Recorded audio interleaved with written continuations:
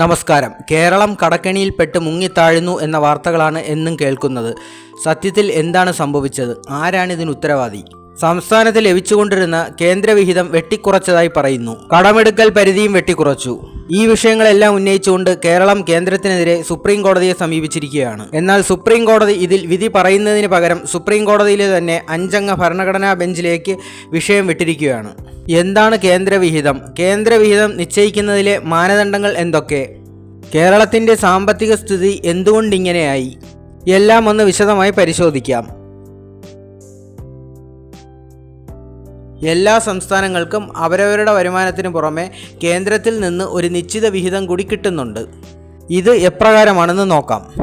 ഓരോ സംസ്ഥാനങ്ങൾക്കും എത്ര തുക വീതം കൊടുക്കണം എന്നതിനെക്കുറിച്ച് പഠിക്കാൻ കേന്ദ്രം ഓരോ 5 വർഷം കൂടുമ്പോഴും ഒരു ഫിനാൻസ് കമ്മീഷനെ അപ്പോയിൻറ്റ് ചെയ്യും. ഭരണഘടനയിലെ ആർട്ടിക്കിൾ 280 പ്രകാരമാണ് ഫിനാൻസ് കമ്മീഷൻ്റെ രൂപീകരണവും പ്രവർത്തനവും എല്ലാം നടക്കുന്നത്. അങ്ങനെ 15ാമത്തെ ഫിനാൻസ് കമ്മീഷനാണ് നിലവിൽ പ്രവർത്തിക്കുന്നത്.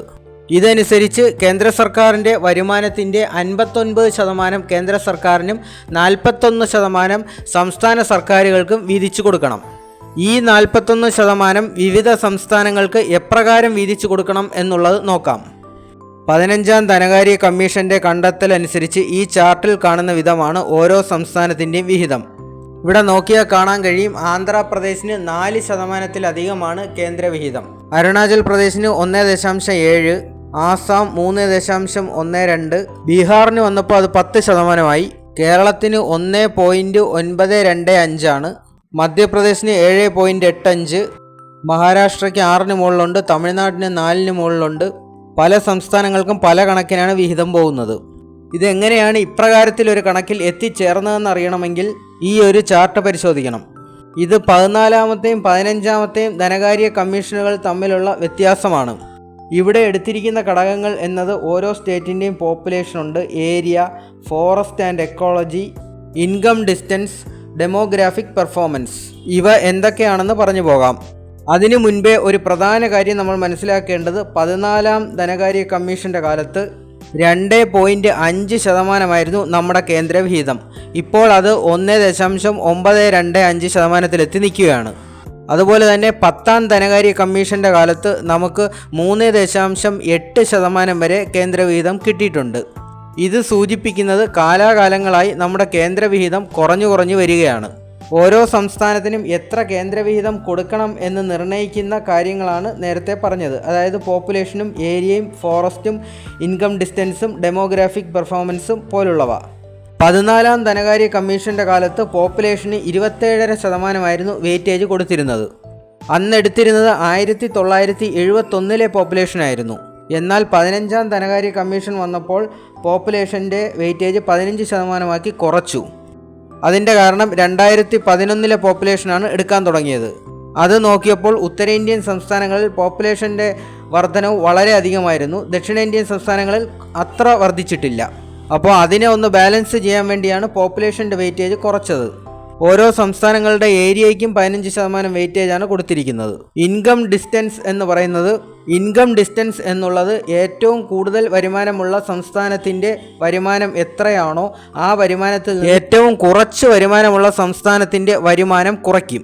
ഉദാഹരണത്തിന് ഏറ്റവും കൂടുതൽ വരുമാനമുള്ള സംസ്ഥാനം എന്നത് മഹാരാഷ്ട്രയാണെങ്കിൽ മഹാരാഷ്ട്രയുടെ ഇൻകം ഡിസ്റ്റൻസ് എന്നുള്ളത് 0 ഇനി അടുത്ത് ഏറ്റവും കുറവ് വരുമാനമുള്ള ബീഹാറിൻ്റെ കാര്യം നോക്കുകയാണെങ്കിൽ മഹാരാഷ്ട്രയുടെ വരുമാനത്തിൽ നിന്ന് ബീഹാറിൻ്റെ വരുമാനം കുറയ്ക്കും. അപ്പോൾ അതിൽ എത്ര സംഖ്യ കിട്ടുന്നോ അതിന് ആനുപാതികമായിട്ടായിരിക്കും കേന്ദ്രവിഹിതവും കിട്ടുക. ചുരുക്കി പറഞ്ഞാൽ ഏറ്റവും വരുമാനം കുറഞ്ഞ സംസ്ഥാനത്തിന് കൂടുതൽ കേന്ദ്രവിഹിതം കിട്ടുമെന്നർത്ഥം. അതുപോലെ തന്നെയാണ് സംസ്ഥാനങ്ങളുടെ പോപ്പുലേഷൻ്റെയും ഏരിയയുടെയും ഒക്കെ കാര്യം. സംസ്ഥാനത്തിൻ്റെ വിസ്തീർണം എത്ര കൂടുന്നോ അതനുസരിച്ച് കേന്ദ്രവിഹിതവും കൂടും. സംസ്ഥാനത്ത് എത്ര ജനസംഖ്യ കൂടുന്നോ അതനുസരിച്ചും കേന്ദ്രവിഹിതം കൂടും.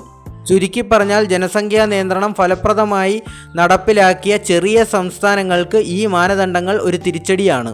ഇതാണ് കാലാകാലങ്ങളായി നമ്മുടെ സംസ്ഥാനത്തിന് കേന്ദ്രവിഹിതം കുറയാനുള്ള ഒരു കാരണം. പിന്നെ സംസ്ഥാനത്തിന് നികുതി വരുമാനം കുറയാനുള്ള മറ്റൊരു കാരണമെന്ന് പറയുന്നത് GST കോമ്പൻസേഷൻ്റെ കാലാവധി കഴിഞ്ഞ വർഷം അവസാനിച്ചു എന്നുള്ളതാണ്. 2017 കേന്ദ്ര സർക്കാർ GST നടപ്പിലാക്കിയപ്പോൾ സംസ്ഥാനങ്ങൾക്ക് വരുമാനം കുറയും എന്ന് കാണിച്ച് എല്ലാ സംസ്ഥാനങ്ങൾക്കും നാളിതുവരെ GST കോമ്പൻസേഷൻ കൊടുത്തുകൊണ്ടിരുന്നു. അത് 5 വർഷത്തേക്കായിരുന്നു. ആ കാലാവധി കഴിഞ്ഞു. പിന്നെ ഓരോ സംസ്ഥാനത്തിൻ്റെയും കടമെടുപ്പ് പരിധി എന്നുള്ളത് അതാത് സംസ്ഥാനങ്ങളുടെ മൊത്തം വരുമാനത്തിൻ്റെ 3% കവിയാൻ പാടില്ല എന്നൊരു നിയമം കൊണ്ടുവന്നു. മാത്രവുമല്ല, കിഫ്ബി എടുത്ത കടങ്ങളും സംസ്ഥാനത്തിൻ്റെ കടങ്ങളിൽ കൂട്ടിച്ചേർത്തു. എന്താണ് കിഫ്ബി എന്നും കിഫ്ബിയുടെ കടമെടുപ്പ് എങ്ങനെയാണെന്നതിനെക്കുറിച്ചും ഞാനൊരു വീഡിയോ നേരത്തെ ചെയ്തിട്ടുണ്ട്. അതിൻ്റെ ലിങ്ക് ഡിസ്ക്രിപ്ഷൻ ബോക്സിൽ കൊടുത്തിട്ടുണ്ട്. താല്പര്യമുള്ളവർക്ക് പരിശോധിക്കാവുന്നതാണ്. അങ്ങനെ കിഫ്ബിയുടെ കടവും കൂടി സംസ്ഥാന സർക്കാരിൻ്റെ കടത്തിൽ ഉൾക്കൊള്ളിച്ചപ്പോൾ കടമെടുപ്പ് പരിധി വീണ്ടും കുറയുകയാണ് ഉണ്ടായത്. ഇക്കാര്യം ചൂണ്ടിക്കാട്ടിയാണ് സംസ്ഥാനം പ്രധാനമായും സുപ്രീം കോടതിയെ സമീപിച്ചത്. ഇതിൽ സംസ്ഥാന സർക്കാരിൻ്റെ വാദം ഭരണഘടന അനുസരിച്ച് സംസ്ഥാനത്തിൻ്റെ കടമെടുക്കൽ പരിധിയിൽ ഇടപെടാൻ കേന്ദ്ര സർക്കാരിന് യാതൊരുവിധ അധികാരവും ഇല്ല എന്നുള്ളതാണ്. അതിനാൽ തന്നെ കടമെടുപ്പ് പരിധി വെട്ടിക്കുറച്ച ഈ നടപടി റദ്ദ് ചെയ്യണമെന്നും ഹർജിയിൽ ഉന്നയിച്ചിട്ടുണ്ട്. അതുപോലെ തന്നെ സംസ്ഥാന സർക്കാർ ഉന്നയിക്കുന്ന മറ്റൊരു വാദമെന്നുള്ളത് കിഫ്ബിക്ക് സമാനമായ സ്ഥാപനങ്ങൾ വഴി കേന്ദ്ര സർക്കാരും ലോൺ എടുത്തിട്ടുണ്ട്. പക്ഷേ അവയൊന്നും കേന്ദ്ര ബഡ്ജറ്റിൽ ഉൾപ്പെടുത്തുകയോ കേന്ദ്ര സർക്കാരിൻ്റെ കടത്തിൽ കൂട്ടുകയോ ചെയ്തിട്ടില്ല. എന്നാൽ കേന്ദ്ര സർക്കാർ ഈ വാദങ്ങളെല്ലാം പ്രതിരോധിച്ചത് മറ്റ് കണക്കുകൾ ചൂണ്ടിക്കാട്ടിയാണ്. അതായത് സംസ്ഥാനം ഇപ്പോൾ തന്നെ വലിയ കടക്കെണിയിലാണെന്നും ഇനിയും കടമെടുത്താൽ അത് ഇന്ത്യ ഗവൺമെൻറ്റിൻ്റെ തന്നെ ക്രെഡിറ്റ് റേറ്റിംഗിനെ വരെ ബാധിക്കും എന്നുമാണ്. കേന്ദ്രം ഇങ്ങനെ പറയുമ്പോഴും നമുക്ക് കണക്കുകൾ പരിശോധിച്ചാൽ കാണാൻ കഴിയും ഏറ്റവും മോശപ്പെട്ട സംസ്ഥാനങ്ങളുടെ പട്ടികയിൽ കേരളം 9ാം സ്ഥാനത്താണ്. ഡെപ്റ്റ് ടു GDP റേഷ്യോ ആണ് ഇതിൻ്റെ മാനദണ്ഡമായി എടുത്തിരിക്കുന്നത്. ഇതിൽ കേരളത്തിൻ്റെ സ്കോർ 36.6 ആണ്. ഇന്ത്യയിലെ മറ്റ് 8 സംസ്ഥാനങ്ങൾ കേരളത്തേക്കാൾ മോശമായ പ്രകടനമാണ് കാഴ്ചവെക്കുന്നതെന്ന് ഇതിൽ നിന്ന് നമുക്ക് മനസ്സിലാക്കാം.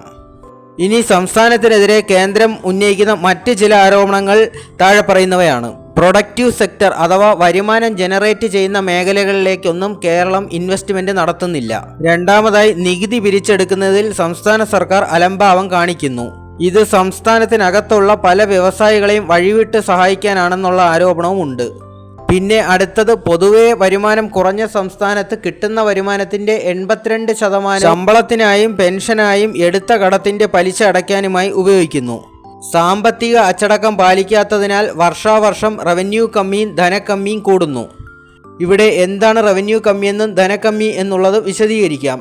പ്രതീക്ഷിച്ച വരുമാനം അഥവാ റവന്യൂ കിട്ടാതെ വരുന്നതിനെയാണ് റവന്യൂ കമ്മി എന്ന് പറയുന്നത്.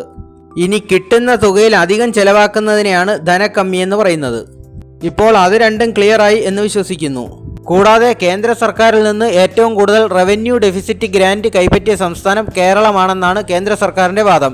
ഇത് 57,000 കോടി രൂപയിലധികം വരും. കാര്യങ്ങൾ ഇങ്ങനെ ഇരിക്കെ ജസ്റ്റിസ് സൂര്യകാന്തും ജസ്റ്റിസ് KV വിശ്വനാഥും അടങ്ങിയ ബെഞ്ച് ഈ കേസ് ഭരണഘടനാ ബെഞ്ചിലേക്ക് റെഫർ ചെയ്യുകയാണ് ഉണ്ടായത്. ഈ കേസിൽ കേന്ദ്ര സർക്കാരിൻ്റെ വാദങ്ങൾക്ക് കൂടുതൽ ഊന്നൽ കൊടുക്കുന്നു എന്ന കാരണം ചൂണ്ടിക്കാട്ടി ഇതിനൊരു ഇടക്കാല വിധി പോലും പുറപ്പെടുവിച്ചില്ല.